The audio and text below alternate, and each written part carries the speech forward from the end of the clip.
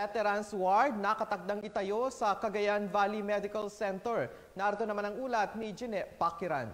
Maliban sa buwan ng pensyon at iba pang non-pension benefits na tinatanggap ng ating mga veterano, ikinalugod na ibinalita ng Philippine Veterans Affairs Office o PVAO kasama ang Veterans Federation of the Philippines ang nalalapit na pagkakaroon ng Veterans Ward sa Cagayan Valley Medical Center. Ayon kay Muriel Viernes na siyang namumuno sa PVAO Tugigaraw City Office, laking pasasalamat nila dahil nagbitaw ng pangako si Dr. Glenn Matthew Bagao, ang Medical Center Chief ng CVMC, na magbibigay sila ng isang building para dito kung saan may 15-bed capacity.